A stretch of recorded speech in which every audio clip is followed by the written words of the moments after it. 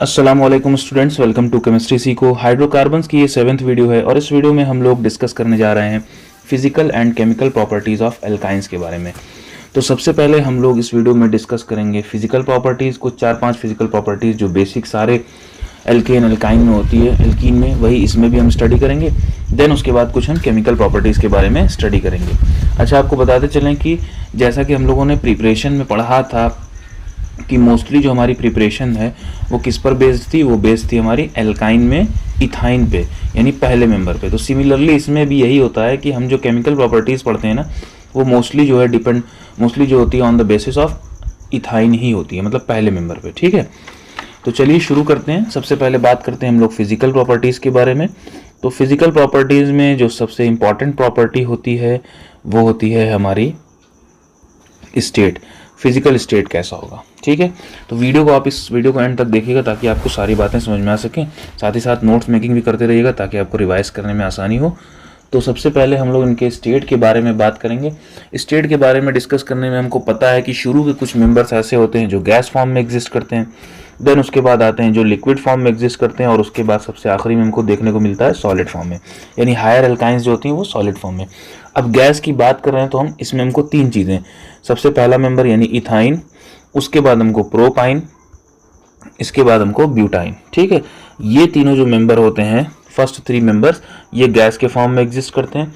इसके बाद जो है नेक्स्ट 8 मेंबर्स यानी कि C5 से लेके C13 तक के जो मेंबर्स होंगे वो लिक्विड फॉर्म में एग्जिस्ट करेंगे, और उसके बाद C14 से ऊपर जाने पर हमको सॉलिड फॉर्म में एग्जिस्ट करते हैं। ठीक है, अब इसमें जो होता है ये जो गैस होती है ये कलरलेस होती है, इसमें कोई भी कलर नहीं होता है, एकदम कलरलेस होती है। ठीक है, बाकी इनमें जो है लिक्विड फॉर्म है तो कुछ ना कुछ थोड़ा बहुत कलर वगैरह आएगा, लेकिन हम भी तब भी कलरलेस लिक्विड ही मान के चलते हैं। ठीक, बात करें सारे एल्काइन के ऑर्डर्स की, तो एल्काइन जितनी भी होती हैं सब के सब ऑर्डरलेस होती हैं। एक्सेप्शन है यहाँ पर, एक्सेप्शन क्या है, बल्कि एक इम्प्यूरिटी आ जाती है जिसकी वजह से हमको सबसे पहला मेंबर यानी इथाइन जो होता है वो हल्का फुल्का गार्लिक लाइक स्मेल करता है। ठीक है, वो किस तरह का स्मेल करता है, गार्लिक लाइक स्मेल करता है, क्योंकि उसमें फॉस्फाइन इम्प्यूरिटी आ जाती है। ठीक है, फॉस्फाइन एक गैस होती है, उसकी इम्प्यूरिटी आ जाती है, इसलिए जो है वो गार्लिक लाइक स्मेल करने लगता है। बाकी जो होते हैं वैसे एकदम प्योर फॉर्म में होगा तो ओडरलेस होगा। ठीक है, इसके बाद अगर हम बात करें मेल्टिंग और बॉइलिंग पॉइंट की, तो अगर हम करस्पॉन्डिंग एल्केन और एल्कीन से इनको कंपेयर करें, करस्पॉन्डिंग एल्केन और एल्कीन से कंपेयर करें, तो इनकी जो बॉइलिंग पॉइंट होती है ना वो स्लाइटली हायर होती है। बॉइलिंग पॉइंट और मेल्टिंग पॉइंट दोनों क्या होती है, स्लाइटली हायर होती है। जैसे मान लीजिए हमने बात किया इथेन, ठीक है, इथीन और इथाइन की, तो इन तीनों में जो बॉइलिंग पॉइंट होगी सबसे ज़्यादा किसकी होगी, इथाइन की होती है। ठीक है, ये ऐसा इसलिए होता है क्योंकि यहाँ पर जो है प्रोबेबिलिटी होती है, यहाँ पर जो है ट्रिपल बॉन्ड प्रेजेंट होता है, इस वजह से ऐसा होता है। ठीक है, इनके नेचर की बात करें तो जैसे कि सारे हाइड्रोकार्बन्स होते हैं वैसे ये भी होता है, ये नॉन पोलर नेचर का होता है। ठीक है, नॉन पोलर नेचर का मतलब कि अब ये वाटर में इनसॉल्युबल होगा। तो हम यहाँ सिंपली समझ सकते हैं, क्योंकि हम वाटर को ही यूनिवर्सल सॉल्वेंट मान के चलते हैं तो हम इसमें वाटर से ही रिलेट करेंगे, तो यहाँ वाटर इनसॉल्युबल होगा। ठीक, बाकी और ऑर्गेनिक सॉल्वेंट जैसे ईथर हुआ, बेंजीन हुआ, CCl4 हुआ, इन सारे में ये चीज़ क्या होती है, डिजॉल्व हो जाती है या सॉल्युबल हो जाती है। इसके अलावा अगर हम डेंसिटी की बात करें तो अगर हम इनको कंपेयर करें एल्कीन और एल्काइन से, एल्केन और एल्कीन से इनको कंपेयर करें तो इनकी जो डेंसिटी होती है वो मिलती जुलती है, सिमिलर होती है एल्केन से। ठीक है, यानी हम ऐसे कह सकते हैं कि एल्कीन की और एल्काइन की जो डेंसिटी होती है वो लगभग सिमिलर होती है। ठीक है, डेंसिटी जो होती है वो क्या होती है, लगभग सिमिलर होती है।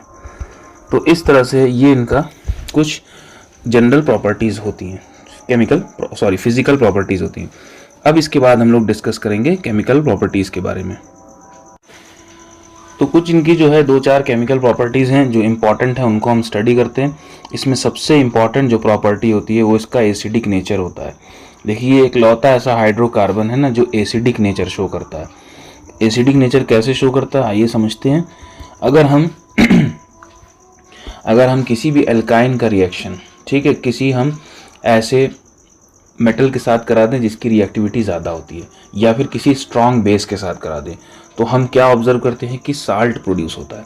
जैसे एग्जांपल के लिए हमने कहा कि ये एक हमारी जनरल एल्काइन है, हमने इसका रिएक्शन कराया सोडियम के साथ। सोडियम एक हाईली रिएक्टिव मेटल है। अप्रॉक्सीमेटली 475 केल्विन टेम्परेचर पर हम इस रिएक्शन को कराएंगे तो हमको क्या देखने को मिलेगा, हमको देखने को मिलेगा सोडियम एल्काइलाइड। ठीक है, इसको हम लोग सोडियम एल्काइलाइड बोलते हैं। इसके बारे में हम लोग पहले भी पढ़ चुके हैं। ठीक, और यहाँ जो बाई प्रोडक्ट होता है वो हाइड्रोजन गैस होता है। हमने पढ़ रखा है कि अगर हम किसी भी सब्सटेंस में मेटल मिक्स करते हैं और हाइड्रोजन गैस प्रोड्यूस हो रही है, ठीक है, तो यानी कि वो जो एक्स सब्सटेंस है वो कैसा नेचर शो कर रहा होगा, एसिडिक नेचर शो कर रहा होगा। तो वो चीज़ यहाँ पर फॉलो हो रही है, यहाँ पर हाइड्रोजन गैस प्रोड्यूस हो रही है। इसी तरह अगर हम किसी भी एक जनरल एल्काइन का रिएक्शन हम जो है सोडामाइड के साथ या NaNH2 के साथ करा दें, ये एक स्ट्रॉन्ग बेस है। ठीक है, ये एक स्ट्रॉन्ग बेस है, इसके साथ अगर हम करा देते हैं तो हमको क्या देखने को मिलता है, लिक्विड अमोनिया के प्रेजेंस में ये होगा। ठीक है, तो यहाँ पर हमको फिर अगेन यही सॉल्ट मिल जाता है और इसके साथ जो है एमोनिया बनती है। ठीक है, तो ये भी हमको क्या सजेस्ट कर रहा है, सॉल्ट का प्रोडक्शन हो रहा है बेस के साथ, तो इसका एसिडिक नेचर बता रहा है। ठीक है, तो ये सारे जो रिएक्शंस हैं हमको सजेस्ट कर रहे हैं कि जो एल्काइंस होती हैं उनका नेचर कैसा होता है, उनका नेचर होता है एसिडिक। ठीक, इसी तरह से अगर हम बात करें इनका रिएक्शन कराएं जैसे टॉलन रिएजेंट वगैरह से या फेलिंग रिएजेंट वगैरह से, ठीक है, तो यहाँ पर भी हम क्या देखते हैं ना कि हमको यहाँ पर प्रेसिपिटेट्स मिलते हैं। ठीक, और वो कैसे प्रेसिपिटेट होते हैं, वो उनके साल्ट के मेटल का सॉल्ट जैसा बना लेते हैं। तो ये भी हमको रिएक्शन जैसे मान लेते हैं, एग्जाम्पल से देखें तो ज़्यादा बेटर क्लियर होगा। जैसे मान लीजिए हमने लिया RC, एक जनरल एल्काइन लिया, हमने इसका रिएक्शन कराया एमोनिकल सिल्वर नाइट्रेट के साथ। ठीक है, AgNH3 ट्वाइस OH माइनस, ये हो गया हमारा, इसको हम बोलते हैं ना टॉलेन रिएजेंट, इसको हम बोलते हैं टॉलेंस रिएजेंट। ये एमोनिकल सिल्वर नाइट्रेट है, सॉरी टॉलेन रिएजेंट है, सॉरी सिल्वर नाइट्रेट नहीं है। ठीक है, अब हम लोग क्या करेंगे, इन दोनों को आपस में रिएक्शन करेंगे तो हमको क्या मिलता है, हमको यही चीज़ मिलती है, बस यहाँ पर सिल्वर लगा हुआ होता है। जैसे कि यहाँ पर हमको सोडियम लगा हुआ मिल रहा था, वैसे यहाँ पर सिल्वर लगा हुआ मिल रहा है। ठीक है, इसी तरह अगर हम लोग इसका फेलिंग रिएजेंट के साथ भी रिएक्शन करते हैं, यानी कि एमोनिकल कपरस क्लोराइड के साथ, तो हमको क्या देखने को मिलता है, उसका फॉर्मूला होता है CONH3 twice plus OH minus. ठीक है, ये है हमारा एमोनिकल कपरस क्लोराइड। इसके साथ भी रिएक्शन करते हैं तो हमको जो प्रोडक्ट मिलता है वो कुछ इस तरह का मिलता है। यहाँ पर हमको कॉपर लगा हुआ देखने को मिलेगा। ठीक है, ये जो होता है वाइट प्रेसिपिटेट के फॉर्म में इस रिएक्शन में बनता है, और ये वाला बनता है हमारा रेड प्रेसिपिटेट के फॉर्म में। ठीक है, तो ये सब क्या बना रहे हैं, ये सब मेटल का सॉल्ट बना रहे हैं जो इसका एसिडिक नेचर सजेस्ट कर रहे हैं। अच्छा, अब ये इनको हम लोग बोलते हैं, जानते हैं, जैसे सिल्वर कॉपर लगा हुआ ना, तो इसको हम लोग बोलते हैं हैवी मेटल एसिटाइलाइड। ठीक है, हैवी मेटल एसिटाइलाइड्स बोलते हैं। ठीक है, ये तो नॉर्मल सोडियम था तो इसको हम मेटल एसिटाइलाइड्स बोलते थे, लेकिन ये क्या कहलाएंगे, ये कहलाएंगे हैवी मेटल एसिटाइलाइड्स। तो इस तरह से ये इनका एसिडिक नेचर शो कर रहे हैं। ठीक है, इसके बाद हम बात करें इनकी दूसरी केमिकल प्रॉपर्टीज़ की, तो इसमें एक बड़ी ही इंपॉर्टेंट केमिकल प्रॉपर्टी होती है, वो होती है इसका इलेक्ट्रोफिलिक एडिशन रिएक्शन, यानी कि यहाँ पर इलेक्ट्रोफाइल्स ऐड होंगी। इलेक्ट्रोफाइल्स ऐड कहाँ होती हैं, वहाँ होती हैं जहाँ पर एक्सेस ऑफ इलेक्ट्रॉन होता है, क्योंकि इलेक्ट्रोफाइल के पास इलेक्ट्रॉन्स नहीं होते हैं तो उनको चाहिए इलेक्ट्रॉन्स।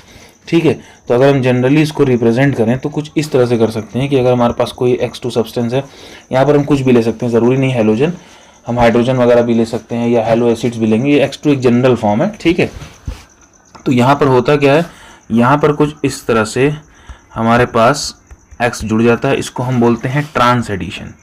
इसको हम क्या बोलते हैं, ट्रांस एडिशन, क्योंकि वहाँ पे ट्रांस आइसोमर बन रहा है। ठीक है, तो कुछ इस तरह से एडिशन होगा, और अगर हम इसी में दोबारा रिएक्शन करा दें तो हम क्या देखेंगे कि ये पूरा का पूरा जो है हर तरफ हेलोजेंस लग जाएंगे।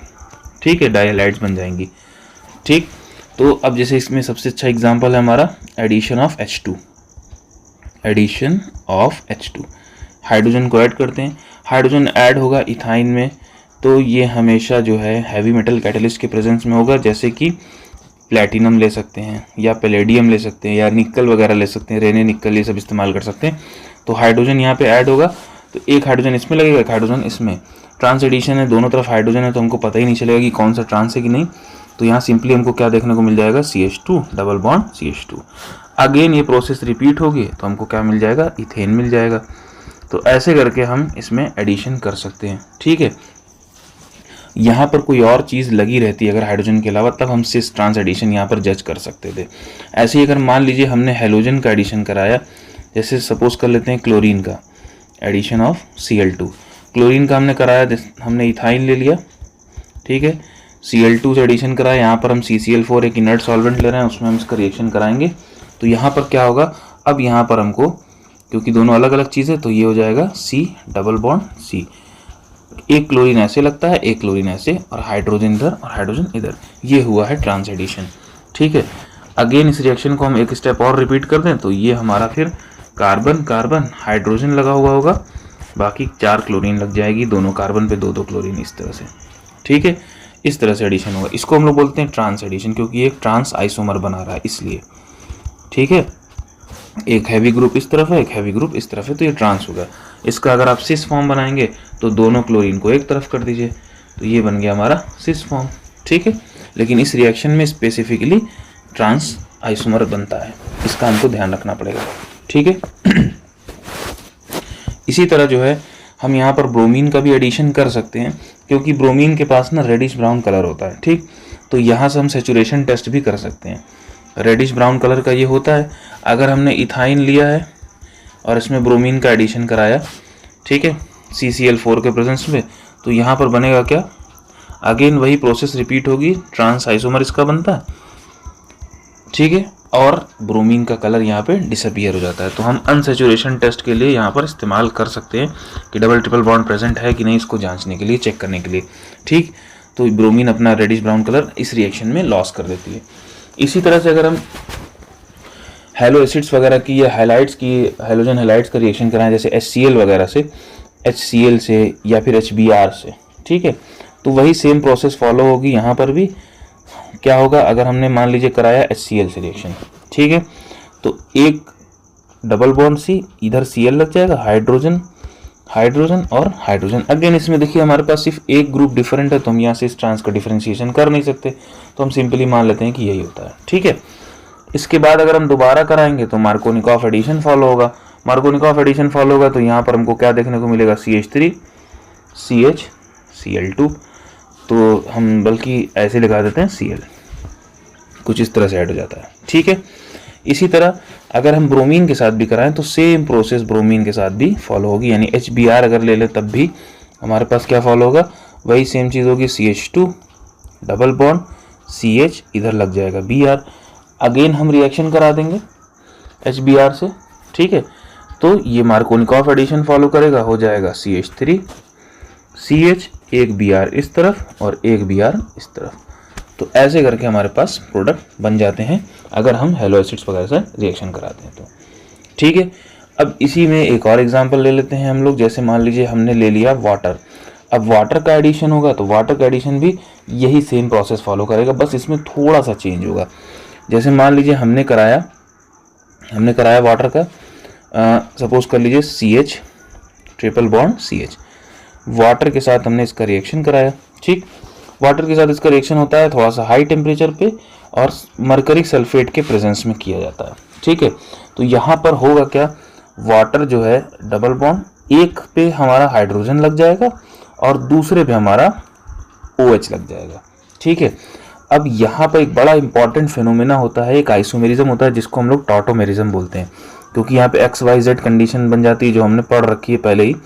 यहाँ पे XYZ कंडीशन बन जाती है, डबल बॉन्ड है तो शिफ्टिंग होगी हाइड्रोजन की, तो ये जो होगा ना टॉटोमेराइज हो जाएगा, यानी टॉटोमेरिज्म शो करेगा और हाइड्रोजन जो है यहाँ से हट जाएगा। ठीक, तो क्या बन जाएगा, ये बन जाएगा CH3 CH double bond O।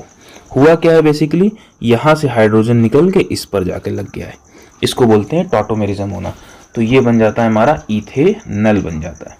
ठीक है, ये क्योंकि ये अनस्टेबल होता है, टॉटोमेराइज होके स्टेबल फॉर्म एक्वायर कर लेता है इथेनल वाला। ठीक है, ये इनॉल है, ये इथेनल बन जाता है। ठीक, डबल बॉन्ड और अल्कोहल है ना, तो इसको हम लोग इनॉल बोलते हैं, इनॉल से कन्वर्ट हो जाएगा एल्डिहाइड में। इसी तरह से अगर हम थोड़ा बड़ा मेंबर ले लें तो हमको कीटो इनॉल टॉटोमेरिज्म एकदम साफ दिखाई देगा। जैसे मान लीजिए हमने ये ले लिया प्रोपाइन, हमने इसका वाटर से रिएक्शन कराया है, अप्रॉक्सीमेटली 333 केल्विन के आसपास इसका रिएक्शन होता है मर्क्यूरिक सल्फेट के प्रेजेंस में। क्या करना है, CH3 लेना है, C डबल बॉन्ड छोड़ देना है, इस पे CH कर देना है। यहाँ तक हम सिंपल कर सकते हैं, इस पर लग जाएगा OH और इस पर लग जाएगा हाइड्रोजन। ठीक है, कुछ इस तरह से एडिशन होता है, एक तरफ OH लगता है, एक तरफ हाइड्रोजन लगता है। अब होगा क्या, अब ये होगा अनस्टेबल, ये इनॉल है, इनॉल अनस्टेबल होता है, इसका कीटो फॉर्म स्टेबल होता है, तो ये टॉटोमेराइज हो जाएगा। जब ये टॉटोमेराइज होगा तो होगा क्या, ये वाला हाइड्रोजन निकल के इस पर चला जाएगा। ठीक है, XYZ कंडीशन बनती है तो यहाँ पे हो जाता है CH3 C CH3 हो जाएगा, क्योंकि यहाँ ऑलरेडी 2 हाइड्रोजन है, एक और चला गया, और यहाँ पर डबल बॉन्ड ऑक्सीजन, ये बन गया कीटोन। तो इसको हम बोलते हैं कीटो इनॉल टॉटोमेरिज्म। तो ये स्टेबल प्रोडक्ट बनता है, इसका नाम होता है प्रोपेनोन। तो वाटर के एडिशन में हमको ध्यान रखना है कि टॉटोमेरिज्म भी होगा। ठीक है, तो ऐसे करके ये जो है हम बना सकते हैं इथेनॉल वगैरह या कीटोन, कोई भी और बड़ी एल्काइन लेंगे तो और बड़ा कीटोन बनेगा। ठीक है, पहला मेंबर लेंगे तो इथेनॉल बनता है या एल्डिहाइड बनता है। तो ये थी हमारी 2 इंपॉर्टेंट प्रॉपर्टीज। अब इसके बाद जो हमारी थर्ड प्रॉपर्टी है वो है इसका न्यूक्लियोफिलिक एडिशन होना। ठीक है, न्यूक्लियोफिलिक एडिशन रिएक्शन होना। न्यूक्लियोफिलिक एडिशन रिएक्शन में क्या होता है, न्यूक्लियोफाइल ऐड होती है। न्यूक्लियोफाइल कैसे ऐड होगी इसको देखते हैं। जैसे मान लीजिए हमारे पास इथाइन है, हमने इसका रिएक्शन कराया इथेनॉल के साथ, मीथेनॉल के साथ, CH3OH मीथेनॉल बोला जाता है। ये जो है हाई टेम्परेचर पे रिएक्शन होता है। ठीक है, बेसिकली जो होता है पोटेशियम मेथॉक्साइड एक चीज़ होती है जिसको हम बोलते हैं CH3OK, ये प्लस ये माइनस, इसको बोलते हैं पोटेशियम मेथॉक्साइड। स्मॉल अमाउंट में लेता है, 1 से 2% इसमें लेना रहता है, तो ये कन्वर्ट हो जाता है मिथाइल विनाइल ईथर में, यानी कि CH2 double bond CHO CH3 में। ठीक है, इसमें से एक हाइड्रोजन यहाँ लगा है, बाकी ये जो न्यूक्लियोफाइल के फॉर्म में बन रहा है वो दूसरे कार्बन पे लगी है। यहाँ पे ये प्लस और माइनस कुछ इस तरह से बनता है और ये बनाता है, इसको हम बोलते हैं मिथाइल विनाइल ईथर। ठीक है, मिथाइल विनाइल ईथर। तो ये था इसका न्यूक्लियोफिलिक एडिशन। जैसे इलेक्ट्रोफिलिक एडिशन होता है वैसे ही न्यूक्लियोफिलिक एडिशन भी होता है। ठीक, अच्छा, क्यों स्पेसिफिकली इसका मेंशन किया गया मिथाइल विनाइल ईथर का, क्योंकि ना ये पॉलीविनाइल प्लास्टिक जिसको हम लोग PVC वगैरह बोलते हैं उनको बनाने में भी हेल्प करता है ये। ठीक है, प्लास्टिक जो होती है पॉलीविनाइल की, जो हार्ड प्लास्टिक वगैरह होती है उनको बनाने में ये हेल्प करता है, इसलिए इसका स्पेसिफिकली मेंशन किया गया। ठीक है, फोर्थ इंपॉर्टेंट प्रॉपर्टी के बारे में अगर हम बात करें तो वो है रिडक्शन करना। एल्काइन का रिडक्शन करने का मतलब ये हुआ कि उसमें हाइड्रोजन ऐड करना। तो अभी हमने पढ़ा भी है इसी रिएक्शन को पीछे भी कि अगर हम क्या करें, अगर हम इथाइन को या एल्काइन को ले लें और हम हाइड्रोजन से रिएक्शन कराएं, क्या बताया था हमने, कोई भी हैवी मेटल, प्लेटिनम, पैलेडियम, कुछ भी। ठीक है, और थोड़ा टेम्परेचर ज़्यादा रखें, इस बार हम निकल का इस्तेमाल कर रहे हैं, तो हमको क्या देखने को मिलेगा, ये बन जाएगा हमारा एल्कीन। ठीक है, इसके बाद एक बार और करा दीजिए इसमें हाइड्रोजन का रिएक्शन। ठीक है, तो ये हमारा क्या बन जाएगा, एल्केन, मतलब रिड्यूस होकर हम इसको एल्केन तक ले जा सकते हैं। ठीक है, यहाँ पर हम इसको रिड्यूस करके एल्केन तक ले जा सकते हैं आसानी से। ठीक है, यहाँ जो टेम्परेचर रखते हैं 573 केल्विन के आसपास रखते हैं। जनरल फॉर्म में रिप्रेजेंट करना है तो आप इसको ऐसे कर सकते हैं, H2 निकिल हीट कर दिया, बना RCH डबल बॉन्ड CH2, फिर हमने इसको हाइड्रोजन से ऐड कर दिया तो निकिल हीट कर दिया, तो ये बन गया RCH2 CH3, इसका जनरल फॉर्म हो गया रिएक्शन का। तो ऐसे करके ये रिएक्शन होता है। और इसमें जो लास्ट केमिकल प्रॉपर्टी है जो बड़ी इंपॉर्टेंट है वो है इसका पॉलीमराइजेशन होना। देखिए, जो एल्काइंस होती हैं ना, ये पॉलीमराइजेशन 2 तरह से शो करती हैं। पॉलीमराइजेशन का मतलब होता है छोटे छोटे मोनोमर्स मिलके एक बड़ा सा पॉलीमर बना ले, इसको बोलते हैं हम लोग पॉलीमराइजेशन रिएक्शन। इसके ऊपर हम ऑलरेडी डिस्कशन कर चुके हैं। ठीक है, तो ये 2 तरह से शो करती हैं, एक होता है लीनियर पॉलीमराइजेशन और एक होता है साइक्लिक पॉलीमराइजेशन। जैसे अगर हम इसका लीनियर पॉलीमराइजेशन करें इथाइन का, तो ये कॉपर क्लोराइड और एमोनियम क्लोराइड के प्रेजेंस में किया जाता है। तो यहाँ पर हमको देखने को मिलता है RC double bond CCH double bond CH2, कुछ इस तरह से देखने को मिलता है। ये बन जाता है हमारा, इसको हम बोलते हैं डाइविनाइल एसीटेट। ठीक है, इसको हम बोलते हैं डाइविनाइल एसीटेट। ये एक पॉलीमर है जिसका यूज़ तमाम पॉलीमर केमिस्ट्री में हम लोग करते हैं। ठीक है, साइक्लिक पॉलीमराइजेशन इसका बड़ा इंपॉर्टेंट है। इसमें हम क्या करते हैं, इसमें हम 3 मोल ऑफ इथाइन ले लेंगे और इसको हम पास करेंगे आयरन के ट्यूब से। ठीक है, आयरन के ट्यूब से मतलब 873 केल्विन टेम्परेचर दिया था, वैसे ये रेड हॉट हो जाएगा। अगर आप आयरन को इतना गर्म करेंगे तो रेड हॉट हो जाते हैं। तो इसको जब आप पास करते हैं आयरन के ट्यूब से तो ये कन्वर्ट हो जाता है बेंजीन में, यानी C6H6 में। तो ये हो जाता है हमारा साइक्लिक पॉलीमराइजेशन। हुआ क्या इसमें, यहाँ ओपन चेन कंपाउंड से क्लोज चेन कंपाउंड बन गया, इसीलिए हम इसको साइक्लिक पॉलीमराइजेशन बोल रहे हैं। ठीक है, बेसिकली कह सकते हैं कि इथाइन जो है यहाँ पे ट्राइमेराइज हो गई, मतलब उसके 3 मॉलिक्यूल्स आपस में जुड़ जाएंगे तो हमको बेंजीन देखने को मिलती है। ठीक है, तो 873 केल्विन पर हम इसका करते हैं। तो पॉलीमराइजेशन यहाँ पर दो होती है, लीनियर और साइक्लिक। ठीक है, अच्छा इसमें हम और बड़े मेंबर्स भी लेंगे, जैसे प्रोपाइन वगैरह लेंगे तो हमको ट्राइमिथाइल बेंजीन वगैरह भी मिल जाएगी। जैसे मान लीजिए हमने ले लिया CH3 C triple bond CH, same वही 873 केल्विन, आयरन का ट्यूब पास किया तो ये कन्वर्ट हो जाएगा किस में, बेंजीन में। ठीक है, लेकिन बाहर इसके हर पे ऑर्थो और पैरा पोजीशन पे जो है CH3 लगा हुआ रहेगा। नहीं सॉरी, इसको अगर हम कंसीडर करेंगे मेन तो ये हो जाएगा मेटा पोजीशन, तो इस तरह से लगा रहता है। ठीक है, ये 3 मोल ऑफ प्रोपाइन को लेके। तो यहाँ पर भी वही सिमिलर कंडीशन है। इसको हम लोग बोलते हैं मेसिटाइलिन, इसका नाम होता है इस कंपाउंड का मेसिटाइलिन। ठीक है, 3 ठोस में CH3 लगी हुई थी अल्टरनेट कार्बन्स पे। तो ये था इनकी कुछ केमिकल प्रॉपर्टीज। उम्मीद करते हैं कि आपको सारी बातें समझ में आई होंगी। अगर हम इनके यूजेस की बात करें ना, तो कुछ इनके जनरल यूज हैं, जैसे कि एसिटाइलिन या उसके डेरिवेटिव्स जो हैं इस्तेमाल किए जाते हैं ऑर्गेनिक केमिस्ट्री में सिंथेसिस करने के लिए, स्पेसिफिकली सिंस ट्रांस आइसोमर के लिए। ठीक है, उसके अलावा इसकी फ्लेम जो है वेल्डिंग करने में या कटिंग करने में भी इस्तेमाल की जाती है, जैसे हमने बताया था गैस वेल्डिंग करते हैं इससे। ठीक है, इसके अलावा इसमें इल्यूमिनेंट की तरह इस्तेमाल किया जाता है हॉकर्स लैंप में या फिर लाइट हाउस वगैरह में। जैसे पहले के टाइम अब तो नहीं आता है, गैस फिल की जाती थी ऐसे करके, कुछ थ्रेड जैसा रहता था, उसको बर्न करते तो ये ग्लो करता था, उसको हम लोग हॉकर्स लैंप बोलते थे। ठीक है, और पुराने समय में लाइट हाउस में भी इसका यूज़ किया जाता था एसिटाइलिन का। इसके अलावा फल या सब्जियों को पकाने के लिए, राइपनिंग के लिए भी किया जाता है। ठीक, तो इन सब चीज़ों का इनका जनरल यूज़ होता है। वॉर गैस में भी यूज़ होता है, जैसे हम लोग क्या करते हैं, इथाइन का ना आर्सेनिक ट्राइक्लोराइड के साथ रिएक्शन करके बनाते हैं लेविसाइड, जो कि एक वॉर गैस है, मतलब इस्तेमाल की गई थी वर्ल्ड वॉर वगैरह में। ये खतरनाक गैस होती है, वेरी हार्मफुल होती है। ठीक है, तो ये कुछ इसके जनरल यूजेस थे।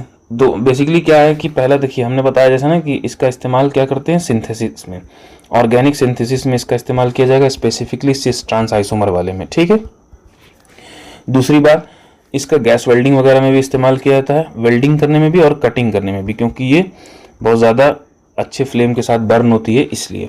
ठीक है, इसके अलावा इसका इस्तेमाल इल्यूमिनेंट के लिए भी किया जाता है, मतलब ऐसे जैसे पुराने ज़माने में लैंप में हम लोग केरोसिन डाल के बर्न करते थे, वैसे ही इसका भी इस्तेमाल किया जाता था।